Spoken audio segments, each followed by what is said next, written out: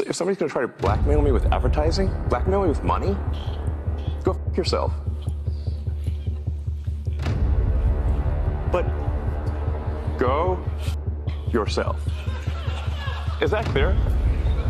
I do think that it is an important lesson that the left needs to learn, because remember, when we're talking about Disney and all of these other companies that pulled from X, it was based off of a lie. It was a manipulated version that a left-wing rag put out in order to hurt X. This is all a bunch of people who want to limit the influence of X because they have this idea of this website is damaging our narrative.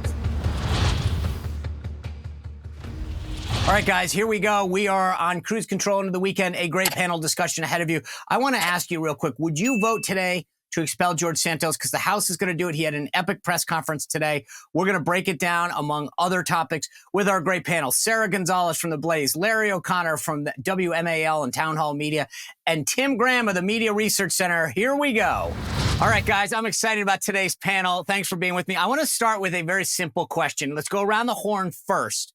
And then we'll get into it, because I was, I spend my mornings flipping through the news channel, and at 8 o'clock, George Santos was doing a live presser, and I was just like, I don't care about the steals and deals today on NBC or ABC. I'm watching the George. But here's my question for you. If you were a member of Congress today, and the vote was to expel George Santos or not, Larry O'Connor, I'll start with you. Would you vote to expel George Santos, yes or no? No. Okay. Tim Graham. Not with this majority size. Okay. Sara Gonzales. Absolutely not. Okay.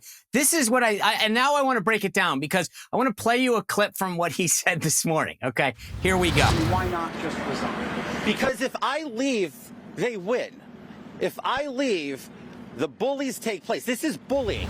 Okay. So he says, if I leave, they win. This is bullying.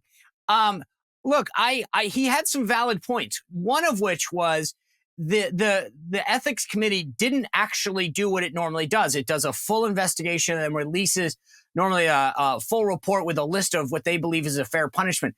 They didn't do this. And they basically said, not basically, they did say, we don't have enough time. Like somehow this was going to take too long to do, which is interesting, because he has a valid point, and he also had a valid point that this is unprecedented. Only 5 other people have been expelled from Congress, 3 during the Confederacy, and then 2 others, 1 from Pennsylvania, and then the last was Jim Traficant, who, by the way, was not only convicted, but went to prison like a day and a half after the vote came to expel him. So, I mean, this guy was literally going to prison. George Santos may have done a lot of bad things, but he has been convicted of none of them. Larry, what would be the rationale for your no vote? Well, a couple of rationales. First of all, Tim said it very importantly. We have a very tight majority, and Republicans need to protect their own. We're not very good at that, number one. You also just laid out that he hasn't been convicted of anything, and the one sort of avenue that they have, the ethics committee, didn't do their full job. So that's number 2. But number 3, and most importantly, let the people of his district decide. Everything that he's accused of right now probably is going to be ripe for his reelection campaign. Any competent politician will use it against him when he runs for re-election in 10 months. And as long as Rashida Tlaib, who is literally delivering propaganda on behalf of murdering terrorists who are killing our enemies and American citizens overseas in Israel, as long as Rashida Tlaib is still a full member of Congress, then George Santos, he should be speaker if Rashida Tlaib is allowed to stay. Sara Gonzales, what do you think? Why are you voting no? Yeah, well, I mean, I think just Larry laid it out very nicely, but I would add to that as well that I think for a very long time, Democrats have kind of preyed upon Republicans' need to feel morally superior. Right. Well, we have to call out our own people. We have to, we have to be better than them. All the while, you've got Bob Menendez with gold bars in his closet. You've got Nancy Pelosi making millions off of insider trading. You've got the commander-in-chief who has enough evidence against him to impeach him and get him the hell out of office. And still, we're supposed to vote to remove one of our own. I don't think that the Democrats are serious about these standards that they hold us to. And I think it's about time we start saying, no, we're going to stick together on this. And you're not going to outplay us. You're not going to outmaneuver us. We don't care care what you say about us. We're holding on to our people because, as Larry and Tim pointed out, we do have that slim majority and we need it. I want to yield to the gentleman from the Media Research Center, Mr. Graham, to plead his case. Well, I mean, yes, the size of the majority is important. I think you laid out that the House Ethics Committee has done this in a different way. I think that obviously Santos looks awfully guilty of what he was doing here, and he did it in a very gaudy Bob Menendez-like way. But so yes. wait, you don't think you should spend your campaign funds on OnlyFans? Is that what? Pretty much. What a high standard, Tim. Oh, come on. The Democrats just put a woman who makes money on OnlyFans up for election in Virginia. In Virginia, she barely lost, by the way. Barely. Obviously, Santos is one of their favorite Republicans that the media likes. He's running about even with Marjorie Taylor Greene in terms of people they love to talk about. So, obviously some Republicans would say, let's get rid of this guy because he's just such an embarrassment. I mean, we found in the late night comedy shows that there were 72 Santos jokes and only 45 for Biden, only 2 for Menendez. It just shows you they do want to punish you for the worst member of your caucus. All right, guys, most of us know what it's like to be without power, sometimes for an hour, maybe a day, a couple days after a natural disaster, a hurricane, a windstorm, whatever. But now national security experts are warning that our power grid is more vulnerable than ever. And they've identified 9 key substations, which if attacked, they're saying we could lose power for months. That's why having your own solar power is more important than ever. So I recommend the Patriot Power Generator, which is a solar generator that you don't have to install in your house. It's portable. You can take it with you. You can use it inside your house. And it's powerful enough that if power goes out, we're talking your phones, your tablets, your computers, medical devices, even your refrigerator gets power. So if you go to 4patriots.com and use code SPICER, you get 10% off your first purchase. It's 4patriots.com, includes that Patriot Power Generator. You'll get that guarantee for a year, free shipping if it's over $97, and a portion of every sale is donated to charities that support veterans, right? That's great. So go to 4patriots.com, use code SPICER, 4patriots.com. You do not want to be without power in case something happens. I got to tell you, I've watched a lot of press conferences over my years in politics. If you haven't seen this, I urge you to search X or YouTube or something and find some clips. I've never found somebody so happy. He was like a happy warrior during this press conference, like next. And he had a smile on his face. He was enjoying the attention. But the thing that was so interesting to me is that at no point, Larry O'Connor, did he deny any of the charges. They were like all of these things at the ethics committee. He talks about them bullying and them doing this and them doing that. But at no point did he ever say, I've never done any of the things or some of the things, or there's this meeting. He said they used hyperbole. So maybe they said he went on OnlyFans a lot or wasted a ton of money on Botox or whatever. But he never said, I didn't do that. I'm not guilty of that. Or some of these charges are not true. Not once. Yeah. No, he didn't. And it's kind of refreshing, isn't it, actually? And why? Wait, what is refreshing about somebody that won't deny the charge? Well, because we're so used to them just lying to our face and denying, even after they're convicted. I kind of like the fact it's like, yeah, I'm not going to deny it, but this is beside the point. See, listen, let the voters decide, Sean. As long as Maxine Waters can put her family members on her campaign payroll and funnel all of that money that she raises to members of her family. As long as Jamal Bowman, who was caught on video pulling a fire alarm in the middle of a congressional vote, and he gets away with a slap on the wrist and he doesn't face ethics charges, as long as that's the standard, then we are going to live up to the standard the Democrats and the media I want to make 2 points, Sara Gonzales. Number one, the charges that he's facing are campaign finance violations that the DOJ is looking into. So he will face punishment. The idea that he didn't abuse his office. The charges aren't that he, took federal money and did something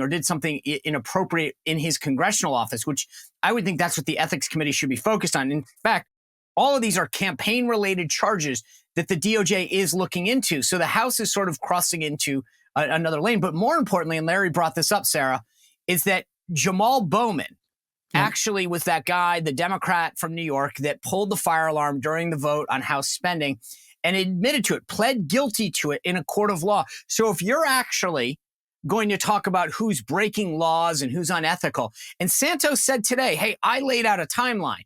Jamal Bowman waited an hour before arriving on the House floor for something he said he was jamming through a door to get to the House floor. So the timeline doesn't add up. He was ready with the receipts to go after his colleagues and said, I'm going to name names. If you guys want to go down this slippery slope, then I'm going to file something against Jamal Bowman. And he seemed to indicate anyway that he was going to name names about members that were engaged in other inappropriate behavior, whether that was voting while after drinking substantially or being in inappropriate relationships.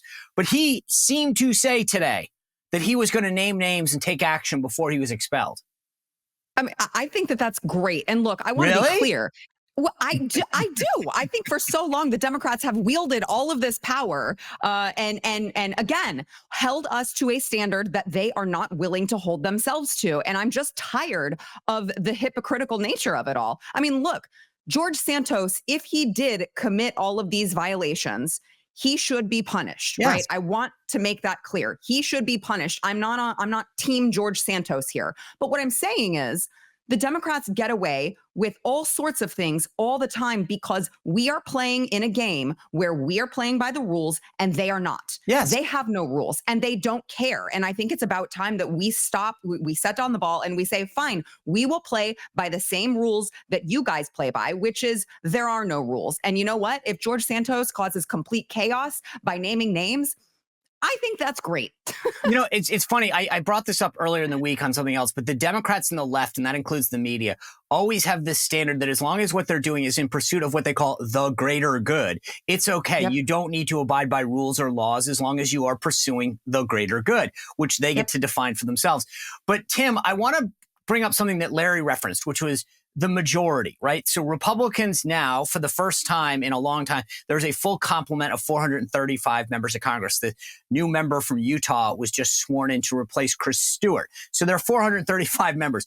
They have a 4-seat majority. If Santos goes, that takes it down to 3 seats. Kevin McCarthy, the former speaker, has been telling people he intends to leave before the end of the year. That would take it down to 2. Then you have Bill Johnson of Ohio, the Republican member there, leaving to be president of Youngstown State University. That takes your majority down to 1. How concerned? I mean, I think that, look, I am for, you shouldn't be doing, like, I'm with Sarah on this. Do the right thing for the right reasons, right? Follow the law, be better, blah, blah, blah. But also, you got to imagine if you get down to a 1-seat majority, not only do you have to worry about passing stuff, but somebody gets sick, something happens, God forbid, you literally could go from a Speaker Johnson to a Speaker Hakeem Jeffries in a very real way. Yes, and thank you for laying all of that out. I don't think that most You're very people, welcome. Yeah, I think most people aren't aware of, how narrow this majority is going to be. Somebody ought to be telling Kevin McCarthy to hang on. And yeah, I mean, obviously George Santos won a seat that was, a Democrat vacated that seat to run for statewide office. He'll probably run right back and take his seat back in the next election. But this is one of those things where you're exactly right. The news media will punish Republicans for things that they're never willing to punish Democrats for. And a lot of times when they get in trouble, they won't even use the D. You can look at Eric Adams being accused of sexual assault in 1993, and you can ask whether that's fair or not. But one thing they will not say on ABC, CBS, or NBC is Eric Adams is a Democrat. They'll probably just try to say, he's the mayor of New York. Isn't that good enough? Isn't that amazing? I'm glad you brought that up. And that's what you guys are so great at the Media Research Center is it is amazing to me the number of times that somebody has done something horrible. And I think the latest example in my mind, and please, I don't want to get off on track because I got a lot that I want to get on today, but I love when that you brought this up. Every one of these instances that the left has committed with respect to supporting Hamas is left-wing protesters, left-wing vandalizers, left-wing sympathizers. And yet they never will use the phrase left-wing when it comes to supporting Hamas right now, because they don't want to associate them with the Democrats, which they are. But anybody, there is not an instance that you can't find somebody a story these days, it's right-wing so-and-so, right-wing this, MAGA extremist. Bill Johnson, I just referenced him when I was looking up the story today about going to Youngstown State College. It says, election denier, MAGA supporter, Bill Johnson. Everyone on the right gets their moniker, right? Even the president of Argentina now. Yeah, when it comes to the term pro-Palestinian. Right. Mm. I do want to switch gears, though. And Sarah, I know you're Sean, down there. I just want to go on record because you just said that Santos is going to be naming names about people who are drinking too much before a vote. I just want to go on the record. If I'm ever in Congress, I'd be drunk all the time. Right? Can you blame them? Yeah, it's considering some of the stuff that goes on. That's probably what you have to do to get through it. All right, folks. You know, it seems like every time you see a doctor these days, the answer that they have is a pill, that they're on the big pharma bandwagon to just fix any ailment with another prescription, which is why I think millions and millions of people have turned to a Texas doctor who is looking for clean ways of getting us back to better health. In fact, we've all heard probably about collagen and all of the medical and health benefits of collagen. And we know that it's been scientifically proven to increase bone and muscle strength, soothe joint pain, minimize wrinkles and cellulite. So, I mean, people see that. But the thing is, like all products, not all collagen is created equal. And a recent study found that, check this out, 64% of collagen protein powders have tested positive for arsenic and lead. That's why everyone interested in using collagen should see these warnings and find a clean and safe, effective product, which is why this doctor in Texas created Native Path. Now, he has created a collagen that is actually clean. It actually does what it's supposed to do. And he's not just done one, but they've got two. They've got another one for the evening that helps you sleep, plus a variety of other health-related clean products. This one is magnesium. We've all heard the benefits of magnesium. The key is to be buying your products in a native way, in a way that is clean and healthy, that actually delivers the results that you think you were. And Native Path now has thousands of 5-star reviews, over 4 million jars of these products sold. Look, Native Path has thousands of 5-star reviews and over 4 million jars sold of a whole host of health-related products. Every order comes with their 365-day money-back guarantee. There's no risk to try it right now. You can go to getnativepath.com/Spicer and you get 45% off while supplies last. Getnativepath.com/Spicer. Sarah, I know you're down there in Texas, so you are probably not aware that Chicago is an absolute hot mess. And I've heard. What you probably didn't fully appreciate is that it's the Republicans' fault. Let me play you a quick clip from what the mayor of Chicago. Well, it has to be better coordination. You know, what we've seen is a very raggedy form instituted by right-wing extremism. Everyone knows that the right-wing extremism in this country has targeted democratically ran cities. And quite frankly, they've been very intentional about going after democratically ran cities that are led by people of color. And their whole motivation is to create disruption and chaos, because that's what that particular party has been about. Right? This is the same political party that did not want to accept that President Obama was actually an American. It's the same Republican right-wing extremism that stormed the Capitol. It's the same right-wing extremism that refuses to accept the results of the Civil War. It's raggedy. It's disrespectful. It's mean-spirited. It's an unclean spirit, quite frankly.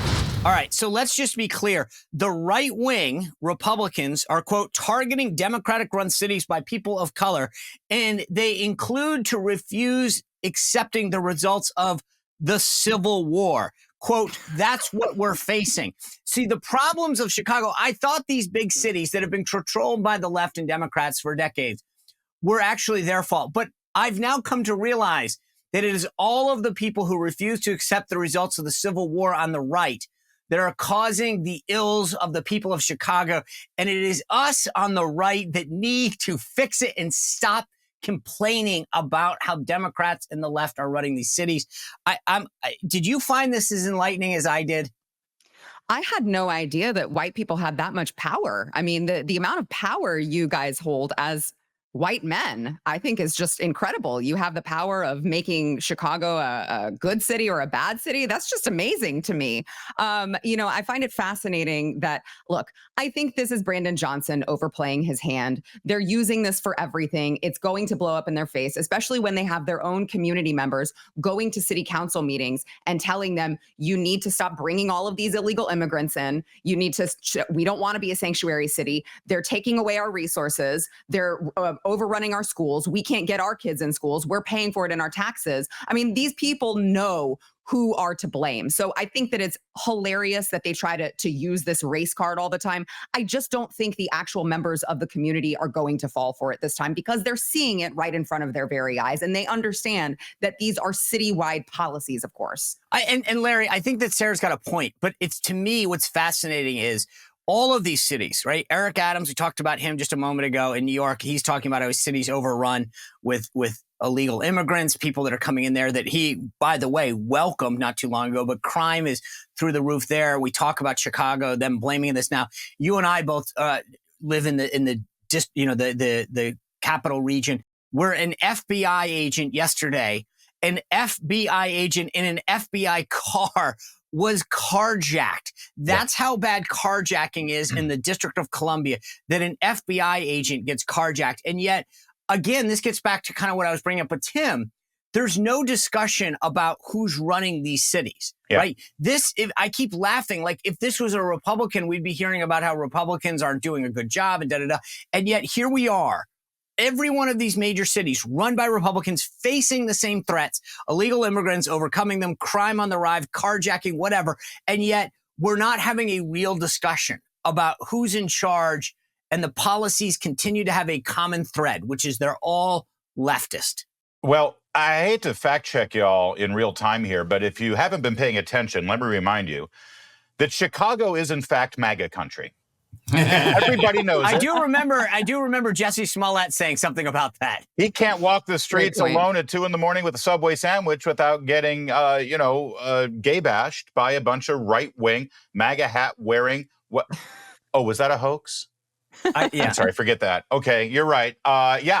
Sean, other than 8 glorious years of Rudy Giuliani in New York and 8 glorious years of Richard Riordan in Los Angeles in the mid-90s, every single major city, Chicago, New York, Detroit, San Francisco, Los Angeles, Washington, D.C., Baltimore, even Cleveland, if you want to call it a major city, all of those cities have been dominated by Democrats for over 50 years. Not one Republican elected official has any power or any say in anything that goes on in those cities. You can call those cities Democrat utopias, and yet they're complete garbage piles. I'm sorry, they are.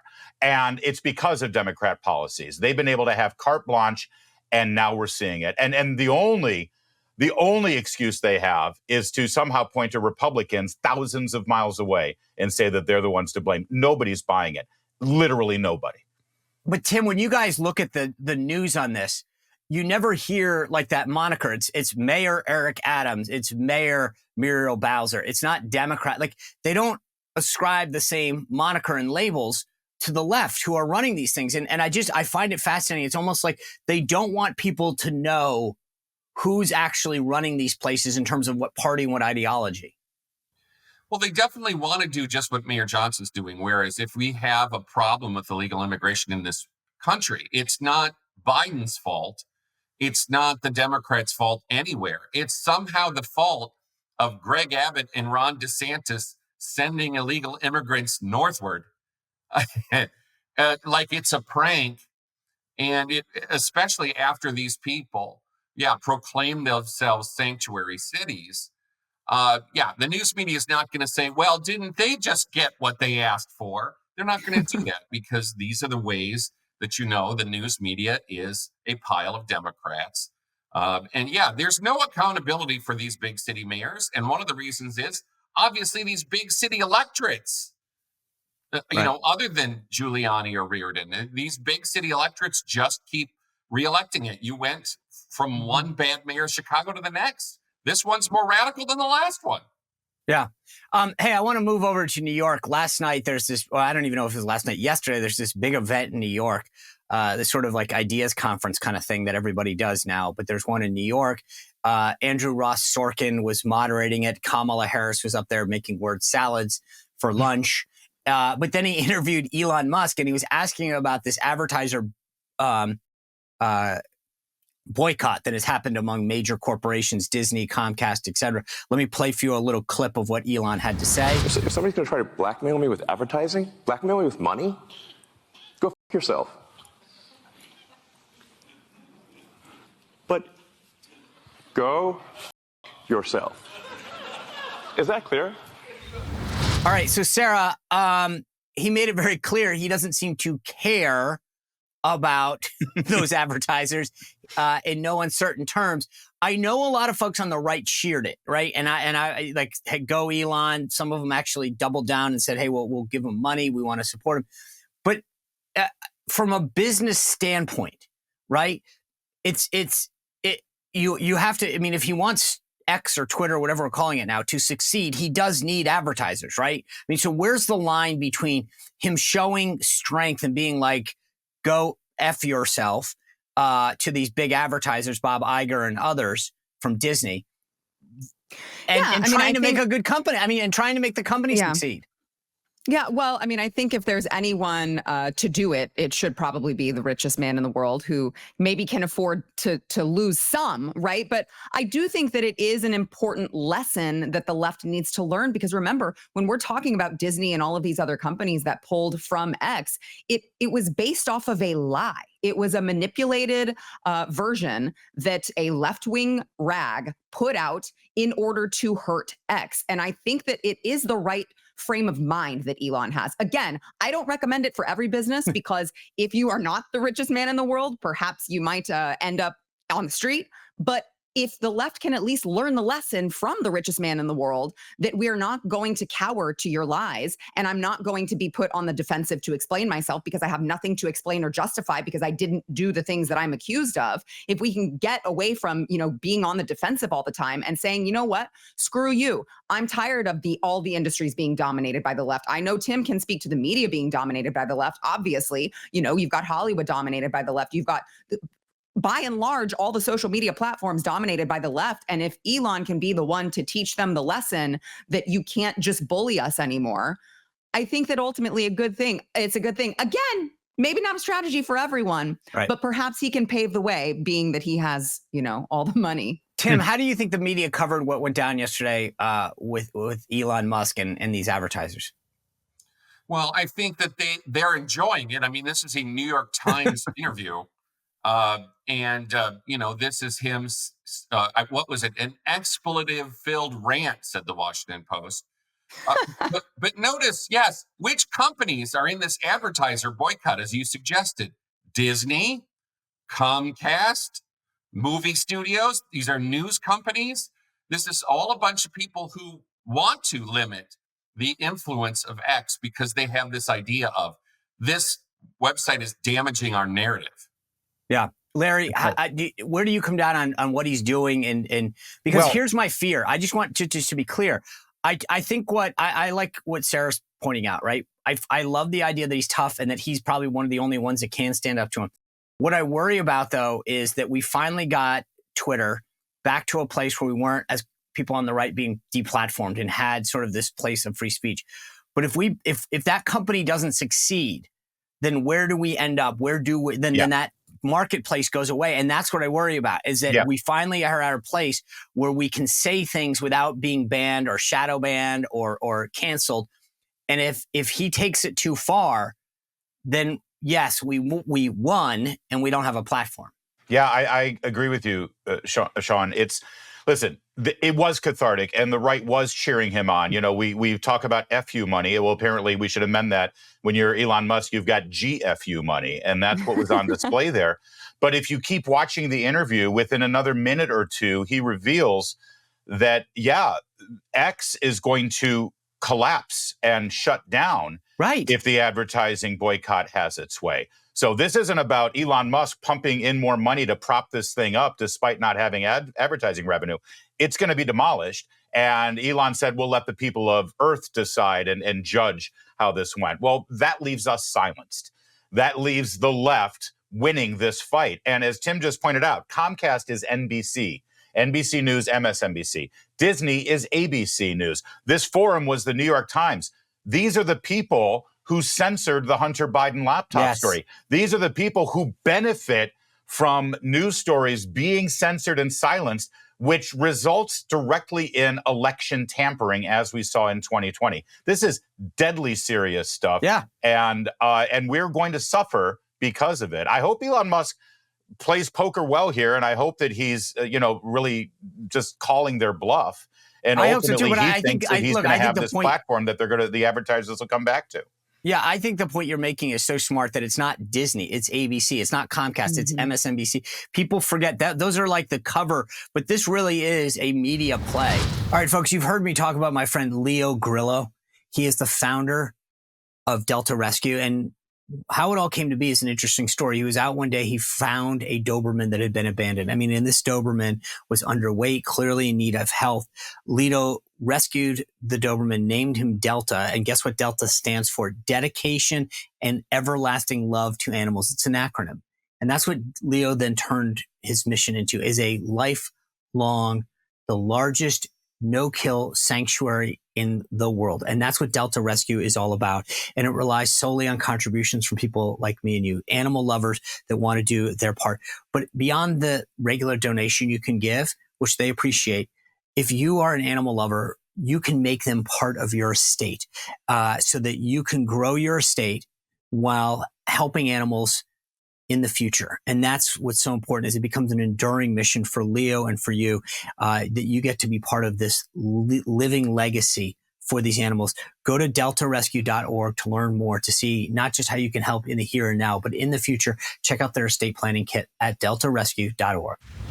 Tim, speaking of media plays, I want to switch. You guys had a really interesting story up on the Media Research Center's Newsbusters page yesterday, calling or bringing light News Nation's Dan Abrams, who was trying to call out some of these news organizations that are making this equivalency between the hostages, right? About how releasing an innocent young child versus, somebody who's committed a criminal act, which is what the Palestinians and Hamas are having Israel released to them, is not a sense of equivalency. And it's interesting that you have somebody like Dan Abrams, who's not just on News Nation, but he's the founder of Mediaite. He's worked at ABC as their chief legal analyst, calling these guys out, especially over at MSNBC, and saying, no, this isn't a one-for-one trade. There's no equivalency between what has happened. Hamas is a terrorist organization that took innocent lives, innocent children as hostages, and they are having Israel release convicted felons who have done bad things. Well, yeah, like attempted to stab a cop. This is one of the things they're not doing, is they're not telling you this person, what was this person accused of. Obviously, yeah, every hostage is an innocent person. They haven't committed a crime. But yeah, he was absolutely right to make that objection. And this is really the way the entire Israel-Hamas narrative has shifted. The Israelis were obviously the victim for about 48 hours. Whenever the Israeli army kicks in, then suddenly the victims are only the Palestinians. And so they're apparently the only human rights violators are the Israelis. And that's, it's beyond moral equivalence. We're in a state right now where the Palestinians are the good guys and the Israelis are the bad guys, and the Americans are the bad guys for backing the Israelis. And it's a mess. And the news media just goes along with that sort of pro-Hamas globalist perspective. Yeah. Sarah, I want to put a picture on the screen. This is a picture from Rosalind Carter's funeral in Atlanta. Okay. Now, if you look up at the photo, you'll see everyone who was there, from the former first ladies and presidents. And I'll read you the caption. It says, President Biden, First Lady Jill Biden, former President Bill Clinton, former Secretary of State Hillary Clinton, former First Lady Laura Bush, and former First Lady Michelle Obama attend a memorial service in Atlanta. This is in Axios. The problem is there's one more person right next to Michelle Obama. Do you know who that was? Another former first lady, perhaps? It was. You wouldn't know that from the caption. Now, here's my question. am I just being, am I jumping on this because I'm thinking to myself, okay, I'm pretty clear, even from the back, I can tell that's Melania Trump. Why are you purposely not acknowledging her presence at the funeral? And it's so, is it that I'm being petty or they're being petty? Of course it's that they're being petty, Sean. Of course it is. Larry always makes me feel like the petty one. I finally felt like that. I wanted to know. Two things can be true at once, Sean. Okay. Perhaps you could be petty. I don't know. But Okay, in this instance, why can't it be both and? Look, I mean, but this is par for the course, right? This is the way that they treated her the entire time Trump was running for office, the entire time he was in office. They acted as if she didn't exist. And then when we did acknowledge her existence, you were not allowed to say that she's gorgeous. You were not allowed to acknowledge that she was a supermodel. You were not allowed to acknowledge any of those things. Also make sure that you talk about how great Michelle Obama's arms are, but do not acknowledge that Melania was actually gorgeous and is actually gorgeous, I should say. Look, that's how they've treated her this entire time, which is so fascinating to me, Sean, because, you know, for as pro-immigrant as these people pretend to be, they sure do have a lot of trash to talk about Melania Trump, who they should be upholding as a great example of how legal immigration can work in this country and how immigrants can come to this country and be successful. And instead, they just have so much petty hatred towards her that they just, as you point out, just either insult her or completely acknowledge her existence. It's just disgusting. You know, Larry, I kept thinking to myself, what if this was the other way? What if it said, it read the other way, Melania Trump, Michelle Obama, Laura Bush, Hillary Clinton, Bill Clinton, First Lady Joe, and then forgot, Joe Biden. Don't you think everybody would be going nuts and saying, oh my God, I can't believe Axios slighted her? There's no outrage. Right. Oh, of course they would. And or if they didn't mention Michelle Obama, you were also racist for doing so. Yeah. But I guess we should be grateful. I mean, listen, the left is, they're Marxists. And back in good old Stalin Soviet Union, they would not just erase a person's name, they would actually, pre-Photoshop erase the human being from the picture. They could have done that to Melania. They could have just used Photoshop and just, artificial intelligence her out of the picture altogether. So, it's not as bad as it could be, Sean. But Tim, this is what you guys at the Media Research Center do. You monitor the media, you look after things, you call it out, you acknowledge the hypocrisy. Tell me where this falls on the scale. I saw it, and again, it's just the Irish in me. I was like, you guys are so ridiculously petty. But is this to you go, hey, Sean, we got bigger fish to fry? Or is this something that gets on the scale there?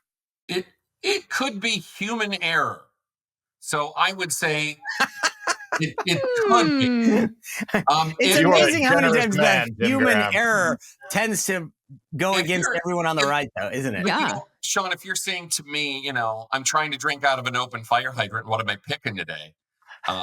There's a lot of other stuff out there. But clearly, some people on social media were trashing her because she wore gray instead of black.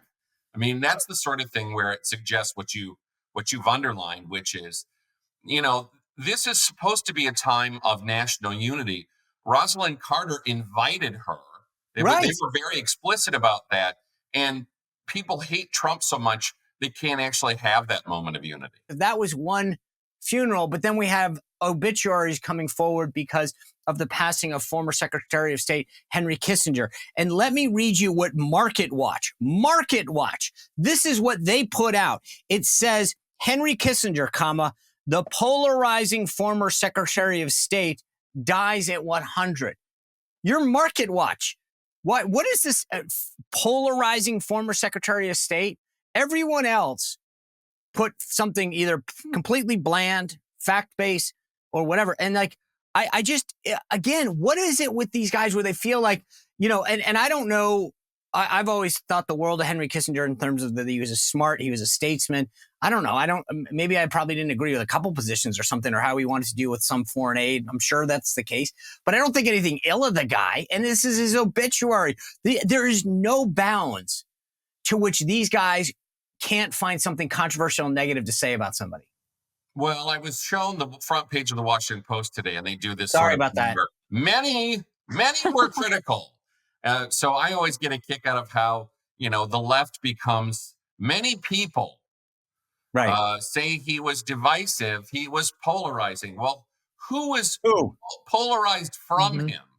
Yeah. Right. You know, it's these are the little indicators again that tell you they are Democrats. And obviously, the thing we're all going to pull out and say, yes, the Washington Post also called, you know, terrorist leaders the austere religious, you know, scholar.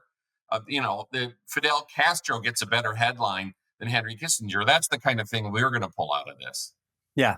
Sarah, I mean, again, it's just this idea that there's no event or incident that these guys in the media look at and can't find some negative way to bash people on the right. Yeah, well, and to your point about many people, I remember I was reading I think it was Daily Mail article not that long ago, and it was one of those many people are saying, and I kid you not, one of it was like, Twitter user so-and-so said this to prove their point that many people were saying. It was not like any person, it was just a random Twitter user on the internet that they used to prove their point that many important people are saying this. But I would just point out that this is another example of why it is so important for parents to stop sending their children to public schools where they're going to be taught garbage and they're going to be indoctrinated into being, oh, I'm going to a pro-Palestinian rally tomorrow, mom, because they are being taught what the left wants them to learn. And if they're reading news headlines like this, they don't know the truth about things. Yeah. So it's really important that we are actually educating our children, and as adults that we need to be properly educated to know what really happened, because the left wants to rewrite history at every single turn. Yeah. The last thing I want to get to is something the Media Research Center did. Larry, I'll start with you, but like, do you and I'm being serious when I say this, like, because I keep learning more and more. Are you aware of this organization called Newsguard? Oh yeah, I have been reading up on Newsguard. Yeah. Okay. So, Tim, you guys put out something about why Newsguard, 5 reasons Congress needs to defund self-appointed internet traffic cop Newsguard and stop their assault. Explain what Newsguard is and why we should be concerned. Well, this was founded by Steve Brill, who is a left-wing legal journalist. And, the problem is we have this entire disinformation structure that the federal government is funding. And obviously we have this disinformation governance board that got disassembled, but their federal money still going into groups like this who are going to tell you who's reliable and who's not. And, for so me, they grade you, right? Just to be clear, Newsguard puts a grade to every news organization. Right. And but what's comical to me, my favorite was when all of these legacy news outlets said the Israelis took out a hospital, and it was false, and everyone stayed at 100% reliable. Right. But Larry, the thing that was interesting to me is I didn't fully appreciate the fact Newsguard, which again, it rates everybody. It's a weapon. All these stations, and I'm sure radio shows now like yours, they're coming out and they're determining what your rating is in terms of credibility. But they got a grant of $750,000 from the Department of Defense. So when we talk about spending money and waste in Congress, what is the DOD giving $750,000 to an organization that rates people on news? Well, under Joe Biden's administration, that's what the Pentagon's job is, because they think that's a national security threat for an alternate objective opinion to be put out there that doesn't go contrary, or that is contrary to what the administration is putting out. Let's just be clear. The Newsguard ratings are used as weapons. Yes. They're used as reference points for advertisers. For advertising. Their money. And, I work at Town Hall Media. Town Hall Media has a town hall. We've got Hot Air. We've got Red State. We've got PJ Media, a great group of websites. We were right about the Russian collusion hoax. We were right about the origins of COVID-19. We were right about the Hunter Biden laptop story. Newsguard would have given us Fs on all of those stories because Joe Biden and the left-wing deep state in Washington, D.C. didn't approve of the truth. That's what's happening here. They're trying to keep the truth from the American people. They hate free speech, John. Sara Gonzales, and it's real being quick. funded by our own Pentagon. Yeah. So, Sarah, real quick, how have you guys experienced Newsguard at the Blaze? Well, actually, we have a lot of experience with them. They actually, they did the same thing Larry's talking about. They gave us all Fs. They rated us poorly for again, the same stories that Larry is pointing out that we ended up being right on. But regardless, they rated us poorly so badly that, I mean, they're trying to bankrupt all of us, right? They don't want us telling the truth. So we actually had to change our entire website to subscription mode and just ditch big tech entirely because they were trying to weaponize it against us so badly. We had to change our entire business format. I cannot believe, though, again, when I'm sitting here watching Republicans in charge of the appropriations process say, why are you allowing this to happen? Guys, this has been an amazing discussion. So much to cover as we get ready to head into the weekend. So thank you for helping us get on this glide path. I appreciate it. I look forward to continuing this discussion soon, especially so Sara Gonzales from The Blaze, Larry O'Connor from WMAL here, and obviously Town Hall Media, and then Tim Graham, all the great work you guys do at the Media Research Center. Thank you all for being here. Guys, thanks for being part of the community. You can always go to SeanSpicerShow.com/VIP. Text me at 571-441-4991. Please go to Apple Podcasts and Spotify. Rate us 5 stars. Get that subscription. Go to Rumble, YouTube. Do this. And remember, we're on at 7 o'clock now on the first channel, 347 on DirecTV. We are the lead into Bill O'Reilly. He needed an opening act. Anyway, we'll see you back here tomorrow with a great show. Well, if you enjoyed this content, make sure to like this video, subscribe, and click the notification bell to get more.